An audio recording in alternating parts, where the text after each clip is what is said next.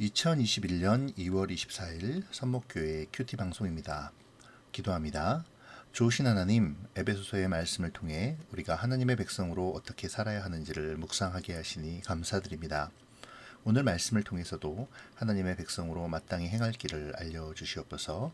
묵상 가운데 하나님의 큰 은혜와 하나님과 더욱 가까워지는 사랑이 깊어지게 하여 주시옵소서. 함께하여 주실 줄 믿사오며 예수님의 이름으로 기도합니다. 아멘. 오늘 묵상할 말씀은 에베소서 5장 1절부터 14절까지의 말씀입니다. 그러므로 사랑을 받은 자녀같이 너희는 하나님을 본받는 자가 되고 그리스도께서 너희를 사랑하신 것 같이 너희도 사랑 가운데서 행하라. 그는 우리를 위하여 자신을 버리사 향기로운 제물과 희생 제물로 하나님께 드리셨느니라. 음행과 온갖 더러운 것과 탐욕은 너희 중에서 그 이름조차도 부르지 말라. 이는 성도에게 마땅한 바니라. 누추함과 어리석은 말이나 희롱의 말이 마땅치 아니하니 오히려 감사하는 말을 하라. 너희도 정녕 이것을 알거니와 음행하는 자나 더러운 자나 탐하는 자 곧 우상 숭배자는 다 그리스도와 하나님의 나라에서 기업을 얻지 못하리니 누구든지 헛된 말로 너희를 속이지 못하게 하라. 이로 말미암아 하나님의 진노가 불순종의 아들들에게 임하나니 그러므로 그들과 함께하는 자가 되지 말라. 너희가 전에는 어둠이었더니 이제는 주 안에서 빛이라. 빛의 자녀들처럼 행하라. 빛의 열매는 모든 착함과 의로움과 진실함에 있느니라. 주를 기쁘시게 할 것이 무엇인가 시험하여 보라. 너희는 열매 없는 어둠의 일에 참여하지 말고 도리어 책망하라. 그들이 은밀히 행하는 것들은 말하기도 부끄러운 것들이라. 그러나 책망을 받는 모든 것은 빛으로 말미암아 드러나나니 드러나는 것마다 빛이니라. 그러므로 이르시기를 잠자는 자여 깨어서 죽은 자들 가운데서 일어나라. 그리스도께서 너에게 비추이시리라 하셨느니라. 아멘. 에베소서 5장은 크게 4개의 의미 단락으로 구성되어 있습니다. 오늘 본문은 그 4개의 단락 중에 처음 2개의 단락인데요. 첫 번째 단락은 1절과 2절로 하나님을 본받아 그리스도의 사랑을 드러내야 할 것을 강조하는 내용이고 3절부터 14절까지의 두 번째 단락은 하나님의 자녀로서 마땅히 살아야 할 거룩한 삶을 촉구하는 내용입니다. 5장 1절과 2절은 앞서 강조한 세 사람의 두 번째 특징인 사랑의 삶과 관련이 있습니다. 그것은 5장 1절에서의 하나님을 본받는 자가 되라는 말씀이 앞에 4장 32절에서 말씀하신 하나님이 그리스도 안에서 너희를 용서하신과 같이라는 말씀의 연속선상에서 선포되고 있음을 통해 알 수 있습니다. 바울은 4장의 마지막에서 아버지 하나님이 본을 보여주신 대로 사랑을 받은 자녀들이 긍휼과 용서의 삶을 살 것을 명령했었죠.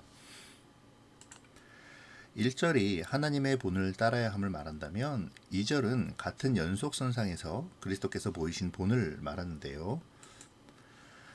그리스도는 너희를 사랑하셨고 우리를 위하여 향기로운 제물과 희생 제물로 자신을 버리셨음을 말하므로 교회가 서로 행해야 할 사랑의 실제를 설명합니다. 여기서 향기로운 제물이란 하나님께서 기뻐 받으시는 것을 말하는 것이죠. 어제 묵상한 4장 32절에서 바울은 하나님의 용서를 배울 것을 말했는데요. 용서는 하나님의 용납하심처럼 서로에 대하여 인자와 긍휼을 베푸는 것이죠. 바울은 오늘 본문 2절에서 사랑의 또 다른 면을 설명합니다. 그리스도께서 희생을 통해 자신을 내어주는 사랑을 베푸셨다는 것이죠. 그 사랑, 곧 자신을 내어주는 사랑을 배우라는 것입니다.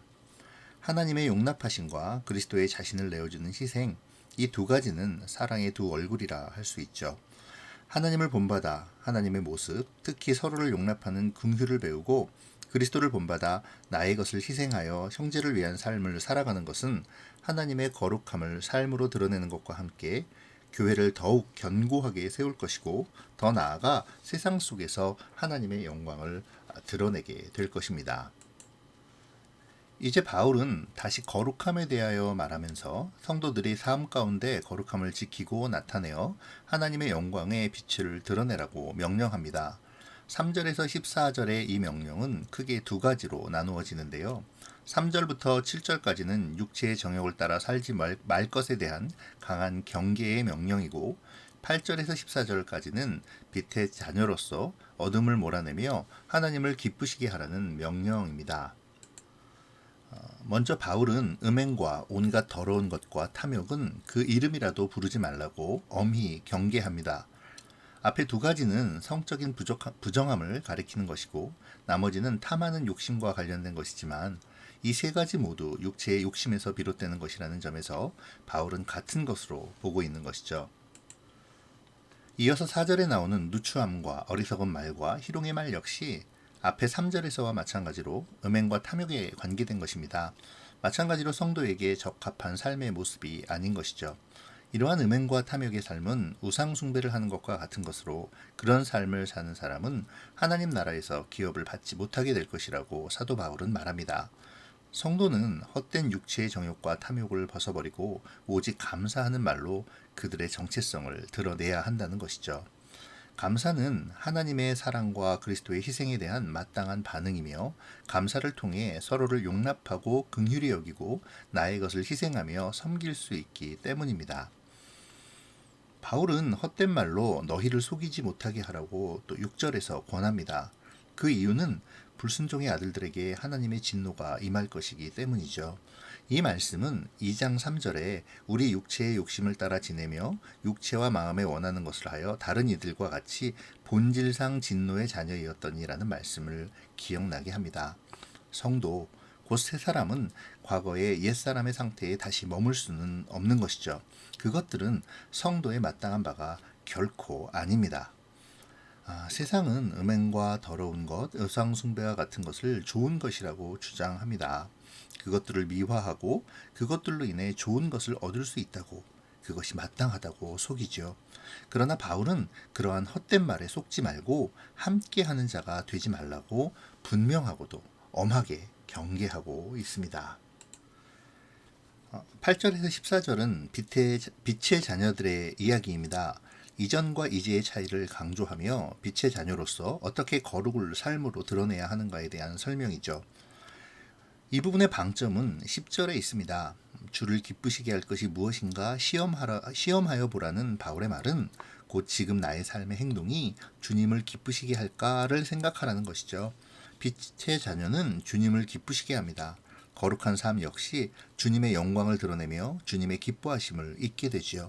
이러한 맥락으로 8절에서 14절을 이해하면 좋을 듯 싶습니다. 어두움이었던 너희는 이제 주 안에서 빛의 존재가 되었습니다. 그러므로 빛의 자녀들에 맞는 삶을 살아가야 하죠. 그 삶을 9절에서 바울은 빛의 열매라는 단어를 사용하여 설명합니다. 빛의 열매는 모든 착함과 의로움과 진실함이죠. 그리고 이 열매는 모든 빛의 자녀들이 마땅히 드러내야 할 삶의 모습이기도 합니다. 재미있는 것은 앞서 3절에서 어두움의 행위를 세 가지, 곧 음행과 더러움과 탐욕으로 표현한 바울이 여기서 빛의 열매 역시 착함과 의로움과 진실함의 세 가지로 표현하며 빛과 어두움을 대비하고 있다는 점입니다. 바울이 그렇게 빛과 어두움을 대비하는 이유는 빛과는 달리 어두움은 열매가 없음을 강조하기 위함입니다. 그들에게는 탐욕과 더러움과 음행으로 인한 세상적인 쾌락은 있지만 결코 열매는 없습니다. 오히려 그들을 멸망과 죽음으로 몰고 갈 것이죠. 바울은 그러한 어둠의 일에 참여하지 말고 도리어 책망함으로 그것을 피하라고 가르칩니다. 책망하는 것은 어두움의 일을 드러내고 꾸짖는 것을 의미하죠. 이것은 단순히 참여하지 않는 것에서 그치는 것이 아닙니다. 어두움의 행위는 은밀하여 부끄러움을 가립니다. 열매 없는 쾌락과 멸망할 우상 숭배의 탐욕에 동참할 것을 은밀하게 미혹하죠. 성도는 이런 미혹에 방관하며 흔들려서는 안 됩니다. 오히려 단호히 드러내며 꾸짖음으로 그 은밀함의 유혹에서 벗어나야 하는 것이죠. 어두움은 언젠가 모두 빛으로 말미암아 드러나게 될 것입니다. 그들의 숨은 더러움과 죄악이 낱낱이 밝혀지게 될 것이며 그 빛으로 말미암아 그들의 더러움을 은밀히 감추던 어두움은 완전히 몰아냄을 당할 것입니다. 그때에 그들은 빛 가운데로 나와 빛의 심판대에 서게 될 것이죠. 결국 빛은 이 세상의 모든 잘못된 부분을 드러내고 바로 잡을 것입니다. 이제 바울은 잠자고 있는 빛의 자녀들에게 강하게 빛의 자녀로서의 삶을 촉구합니다. 그들은 어둠 속에서 잠자고 있었고 또 잠자고 있습니다. 잠을 잔다는 것과 죽은 자들은 외형적으로는 비슷하지만 본질적으로는 큰 차이가 있죠. 그들은 깰 수 있고 일어날 수 있습니다. 잠자는 자들은 죽은 것이 아니므로 죽은 자들 가운데서 그대로 남아 있어서는 안 되는 것이죠. 일어나야 합니다. 바울은 살아있으나 잠자고 있는 혹은 어둠 속에서 아직 그리스도의 빛을 받지 못한 빛의 자녀들을 일으키기 위해 강력하게 권고합니다. 그리스도의 빛이 빛의 자녀들을 비추었으니 이제 일어나 그 빛으로 다시 어두운 세상을 비추게 하라고 말입니다. 자, 이제 말씀 묵상의 시간을 좀 가져볼까요? 오늘 본문의 말씀은 네 가지 정도의 방향으로 묵상할 수 있을 것 같은데요. 첫 번째는 하나님을 본받는 자가 되어 그리스도의 사랑을 행하는 것입니다. 이전 4장에서 바울은 하나님의 사랑을 설명하며 친절함과 긍휼히 여김 그리고 용서함을 말했었는데요. 오늘 2절에서는 그리스도의 사랑을 자신을 내어주는 사랑으로 설명합니다. 결국 교회는 서로에게 친절함과 긍휼히 여김으로 서로를 용납하고 자신을 내어줌으로 이웃과 지체를 섬기는 공동체라는 것입니다. 하나님을 본받는다는 것과 그리스도의 사랑을 행함의 의미를 생각해 보면 좋을 것 같네요. 그리고 그 사랑을 어떻게 실천할까를 다짐하고 실천 계획을 구체적으로 세워보면 좋겠습니다. 두 번째로 우리가 묵상할 것은 함께 하는 자가 되지 말라는 바울의 경계의 가르침입니다. 불신자들은 음행과 더러운 짓과 탐심 그리고 우상 숭배를 좋은 것이라고 주장합니다. 그리고 그것을 미화하고 그것을 통해 좋은 것을 얻을 수 있는 양 속이죠. 그러나 그리스도인들은 그런 것에 대하여 단호히 끊을 수 있어야 합니다. 사회생활을 하려다 보면 어쩔 수 없다라는 말을 많이 듣게 되는데요. 간단하게 그렇지 않아요 라고 말하기는 어렵다고 생각합니다. 그렇지만 나는 세상과는 다르게 살도록 부르심을 받았다는 의식을 분명히 가지고 있다면 비록 쉽지는 않겠지만 불가능하지도 않다라고 생각합니다. 사실 세상은 상상 이상으로 음란하고 탐욕에 찌들어 있고 더럽습니다. 그런데 우리는 그 속에 들어가 살아야만 하지요. 그곳에 들어가 살기는 하지만 거기에 속해서는 안 됩니다. 단호하게 그에 대하여 문제를 제기하고 거기에 속하지 않으며 전혀 다른 삶을 살아야만 합니다. 오늘 세상 속에서 그리스도인으로 살아가는 나의 삶에 대해 돌아보고 회개하면 좋겠습니다.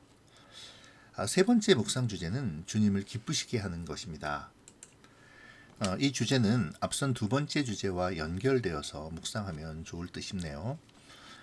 우리는 빛의 자녀답게 착함과 의로움과 진실함의 열매를 나타내라는 가르침을 들을 때에 구체적으로 뭘 하라는 것인지를 모르겠다라는 반응을 보일 수 있습니다.